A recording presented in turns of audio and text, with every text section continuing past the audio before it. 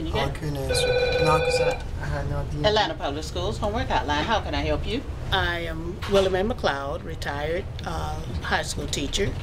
I work basically with the science section of the Homework Hotline.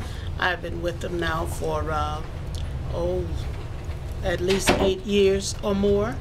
For most of the students who call here, they will ask not complex questions. Most of them are rather simple questions, or questions that they really don't understand, and I'll have to go back and tutor them, give them the background as to what the science concept is about, and then relate that to the problems that they're doing, and try to get them to answer their own questions if possible. I like that you get to reach a lot more kids. When you're doing the schools, you only get to see one kid maybe once or twice a week for an hour at a time, whereas if you look at our database, we have the same kids that'll call in, and you'll actually kind of get to know them, but more than that, you get to help 30 to 40 students, during your shift kind of thing.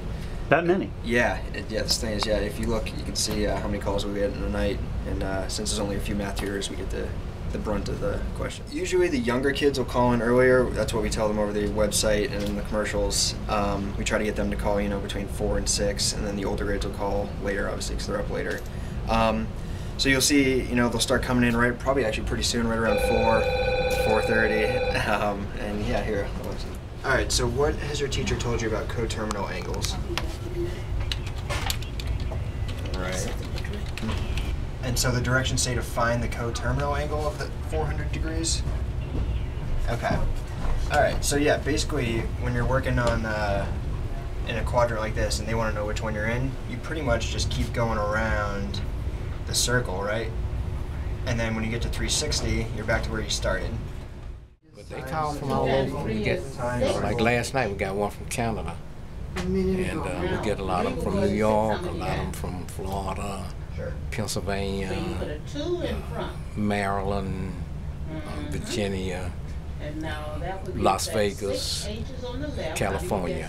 How would you compare and contrast the relationships that you build with students in person as a teacher over the years versus this kind of phone relationship you develop with students as a tutor? You can look at the picture. Her name is Kalina Harrison. She was at Grady when she did the poster board. Well, it was a constant call. She would call 5 or 6 times a night.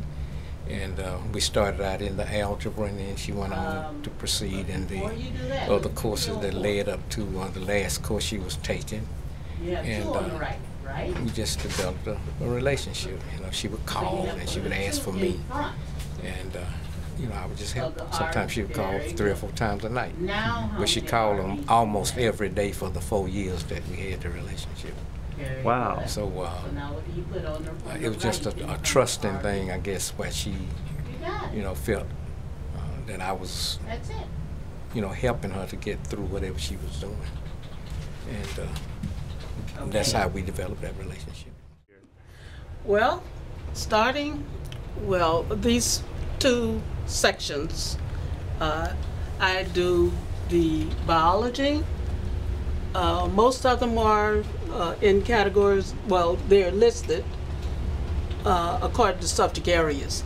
You have the chemistry up here on this side, earth science over here, there's biology here. Most of the books in this section are the current books that are being used in the Atlanta Public Schools, as well as a lot of the metropolitan schools in the area. Now, books on this side, elementary school would be down here, and going on across, those are earlier editions of textbooks that some of the county schools are still using. And somewhere between all of these, we can usually find answers to the type questions that they ask.